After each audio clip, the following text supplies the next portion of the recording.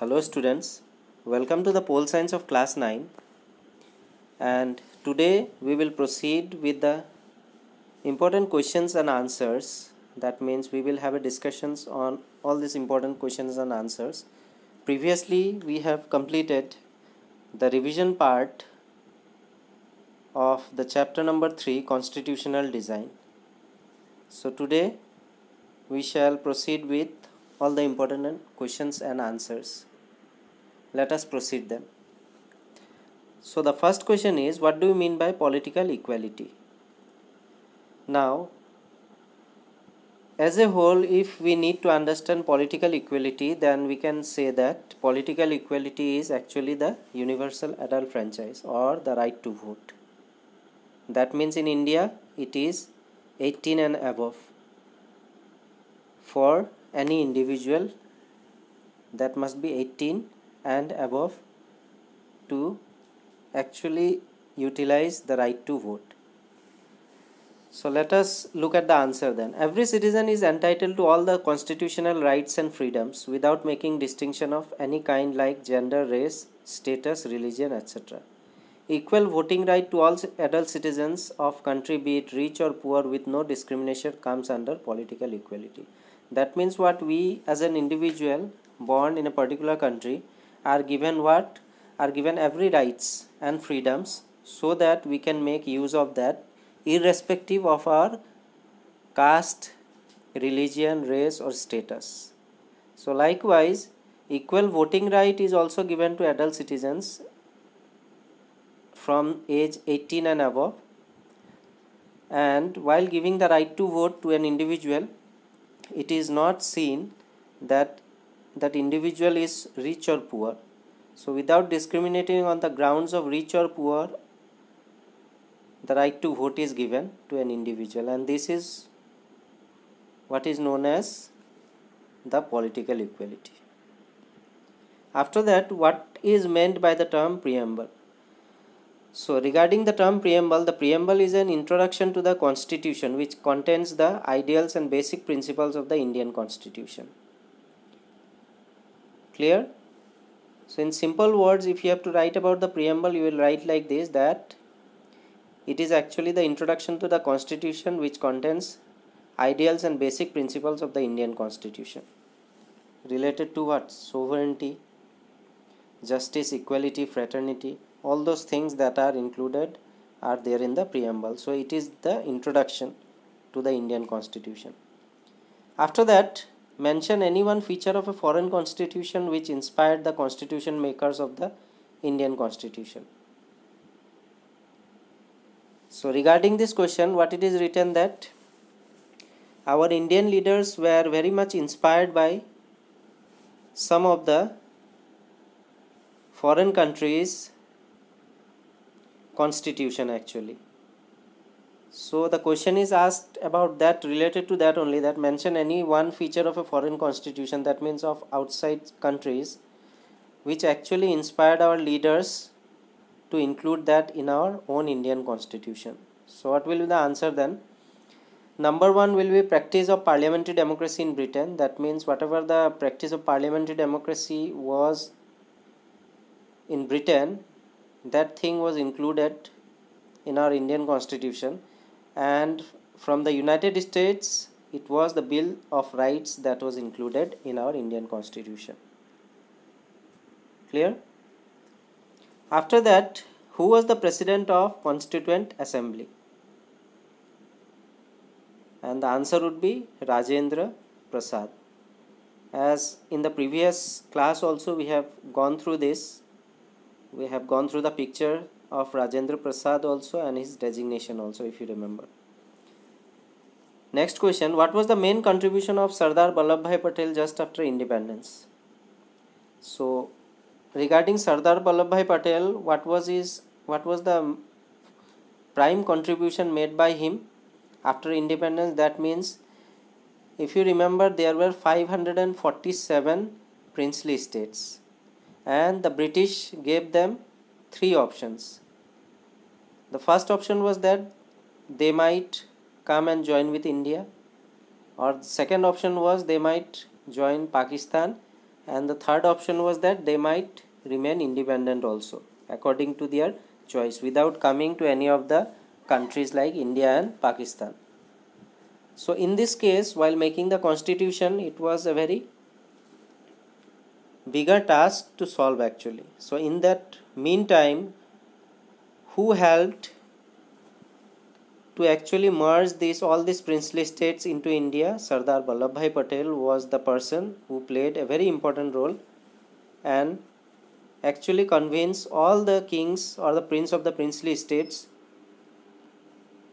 and motivated them to come to merge with India. So this was the important role played by Sardar Vallabhbhai Patel. After that, with reference to the Constituent Assembly, answer the following questions. So this type of questions might come in the board exam as giving reference to the Constituent Assembly. That means we have gone through the Constituent Assembly, we have revised also, and related to the Constituent Assembly 3 or 4 questions will be asked, like number 1, when were its elections held? So the first question is related to the elections of the elected members that were actually elected to the Constituent Assembly. So when was the elections held? If you remember, it was in July 1946. Then second question about the Constituent Assembly is, who was its president? Dr. Rajendra Prasad. Then number 3 is, who was appointed the chairman of the drafting committee? The answer is Dr. Bhimrao Ambedkar. And when was the Constituent Assembly Constitution passed by the Constituent Assembly? It was on 26th of November 1949.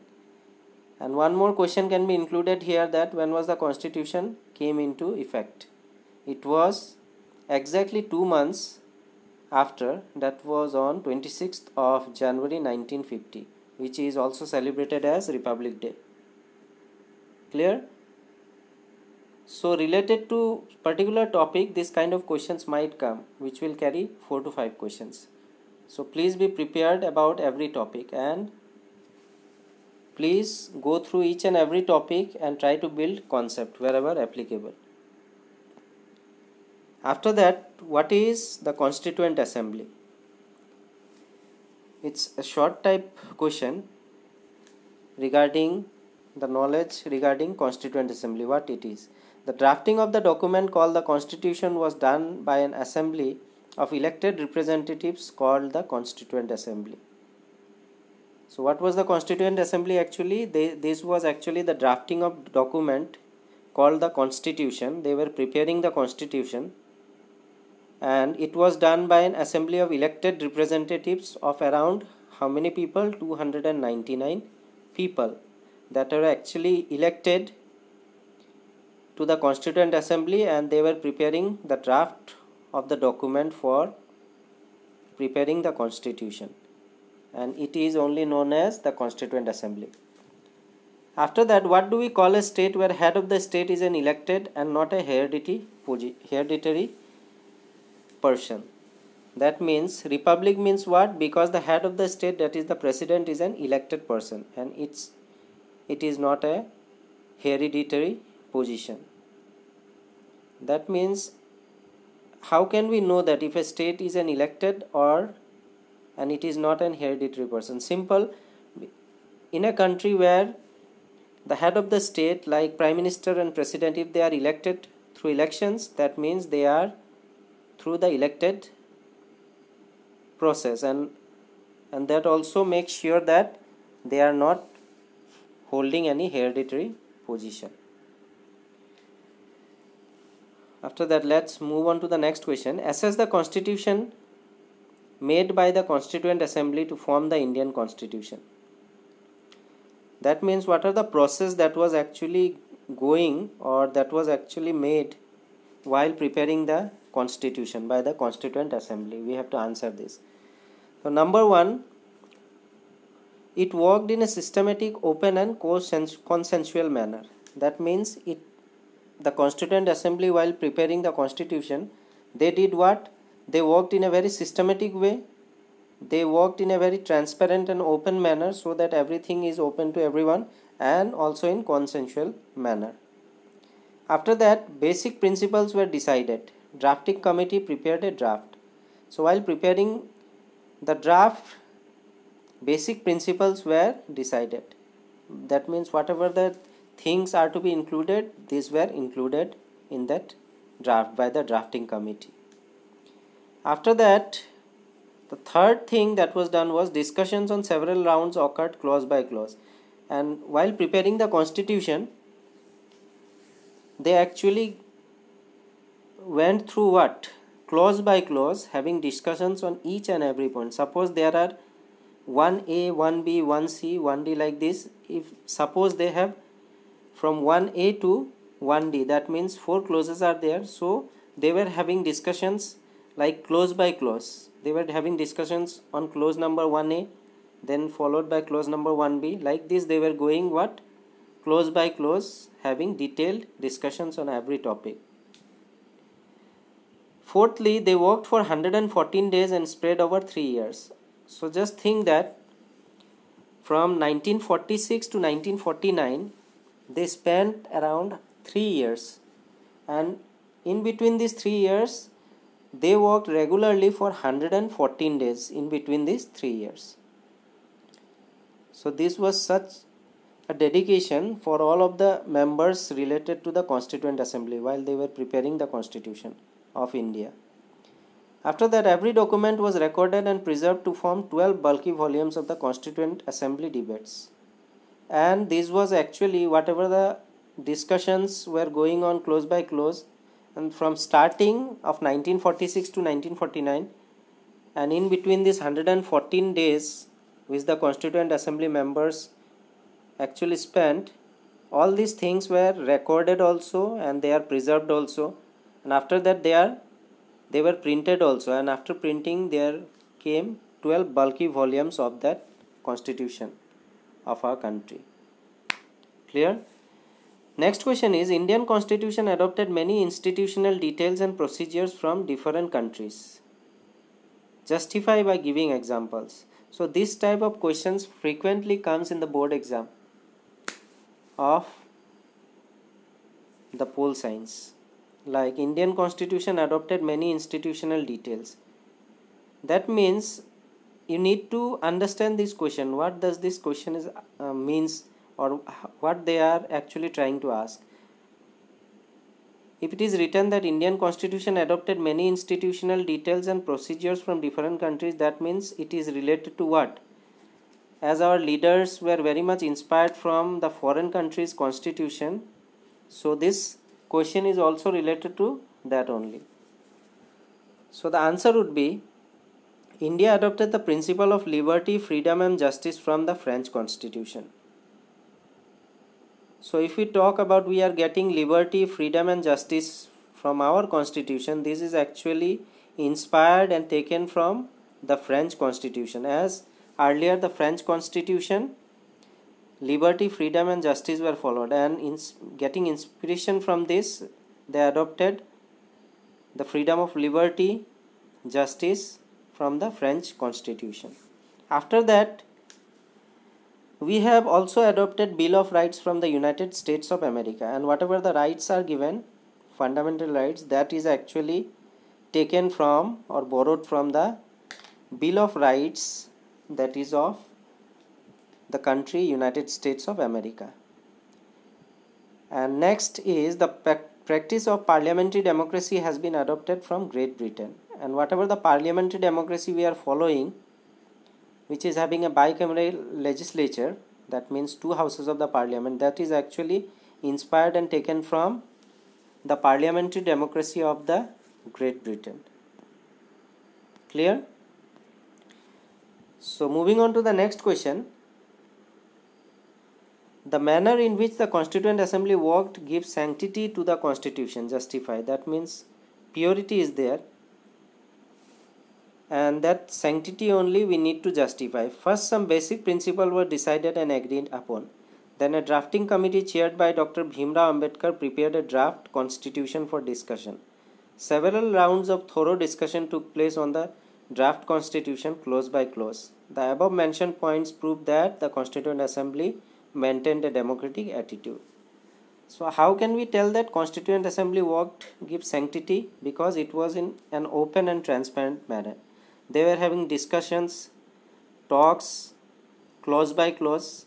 So these only prove that the Constituent Assembly work gives sanctity to the Constitution. After that, Indian Constitution is both rigid and flexible. That means it is hard also and it is flexible also. We need to prove how. So firstly, going on to prove that Indian Constitution is rigid. The Indian Constitution is neither wholly rigid nor wholly flexible.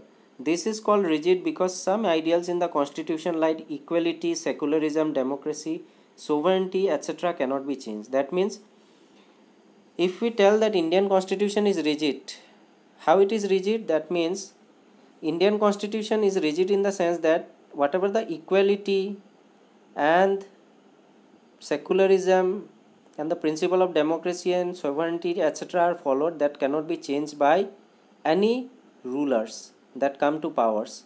Maybe that from any political party. They cannot be a dictator and they cannot change the equality, secularism or democracy or sovereignty given by the Constitution. So in that sense we can tell that Indian Constitution is very rigid. That means hard to change. And if we try to explain about flexibility of the Indian Constitution, it is also called flexible because there is a provision for amendment. Some of the articles can be changed if the people demand so. So if we try to justify that Indian Constitution is flexible, yes, it is flexible because some amendments, if needed, from time to time it can be changed through the majority. There is a provision to change. But that is also not easy. That can be only done through the majority. And that is, there are some rules that can be amended by simple majority while some need 2/3 majority. So it is called partly rigid and partly flexible. So it is not wholly rigid and wholly flexible, but it is partly rigid and partly flexible, because regarding amendments changes can be made, but that should be by doing the majority of members. If they support, then only then these amendments can be made. After that, what was Mahatma Gandhi's contribution to the Constitution of India? Clear? Here it will be India and is a typing error. Please avoid this. So regarding Mahatma Gandhi, although Mahatma Gandhi was not a member of the Constituent Assembly, there were many members who followed his vision. As we have read earlier only, that he was not a member, but then also his visions, his views were followed by many of the people in India. So according to his magazine Young India in 1931, he wanted to release India from all thraldom and patronage. That means he wanted to free India from the British rule. And this was revealed through his magazine that was published in the year 1931, and the name of the magazine was Young India. He emphasized on political equality and he gave importance to what? The first and foremost thing, that was political equality. That means right to vote to all the individuals of India, irrespective of their gender, race or religion. After that, he thought India as a country where the people of all communities would live in a perfect harmony.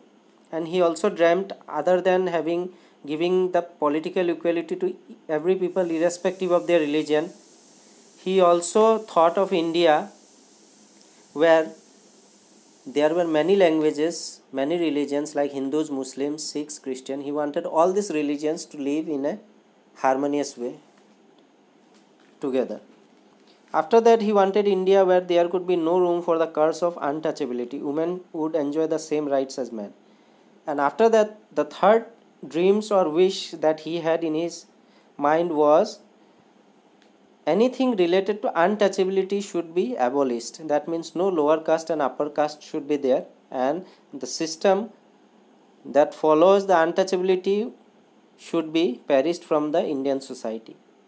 And apart from that, he also encouraged that women should be given each and every rights as compared to the male counterpart. That means if the male counterparts are getting 10 things or the 10 rights, the same 10 rights should be allotted to women also in the same way as the male counterparts are enjoying that.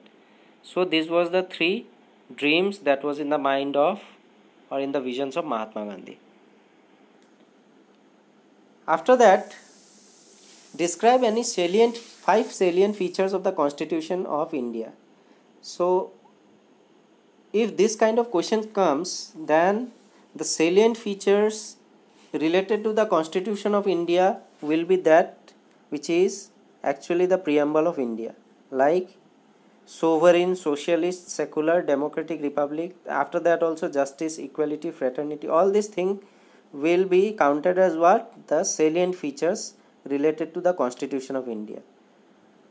So the salient features related to the Constitution of India are: number 1, sovereign. So according to sovereign, people are masters and have supreme right to take decisions.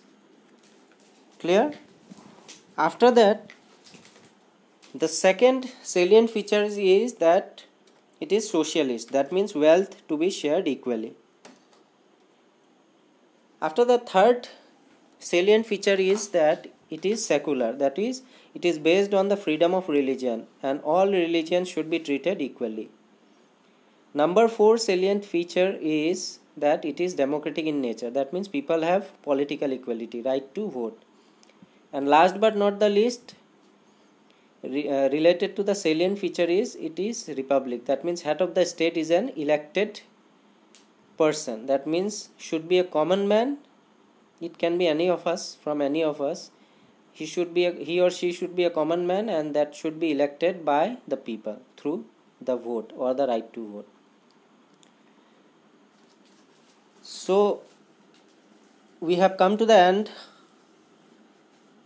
of the topic that was on the discussions of questions and answers that were very important related to this chapter, constitutional design. Today we have gone through questions like political equality, then preamble, after that inspirations of foreign constitution which actually inspired us to borrow some of the good points that were actually present in the foreign constitution. After that we read about the contribution of Sardar Vallabhbhai Patel, then Constituent Assembly. After that we also read about the Constituent Assembly, how it actually worked or prepared the constitution. While preparing the constitution, what are the procedures that they followed. After that we also read about the institutional details and procedures. That means what are the inspirations or what are the things that were borrowed actually to the Indian constitution from the other constitutions of the world. After that we read about how did the Constituent Assembly gave sanctity to the constitution. That means how did the Constituent Assembly actually worked in its purest form to give the Constitution of India, which is very much relevant in today's time also. After that we read about how is the Indian constitution rigid also as well as flexible also. So at the conclusion part we got that it is not wholly or rigid or flexible, but it is partly rigid and partly flexible. After that we had gone through Mahatma Gandhi's contribution to the Constitution of India, and according to the magazine Young India, he thought of 3 things. Number 1 was political equality. Number 2 was he was dreaming of a country where all the people, irrespective of their caste or religion, should live happily. And number 3 was where he wanted that untouchability should be abolished, and as well as women should also enjoy same rights as that of men. And lastly we read about the 5 salient features of the Constitution of India, which was actually related to the preamble of the Indian Constitution. Starting from number 1 was sovereign, number 2 was socialist, number 3 was secular, number 4 was democratic, and number 5 was republic. So with this we have come to the revision part of the chapter constitutional design also, and we have also completed the question and answers. Whatever the discussions were there, we have made that. So I hope that it is now very much clear to you with that I will wind up today's topic. Thank you.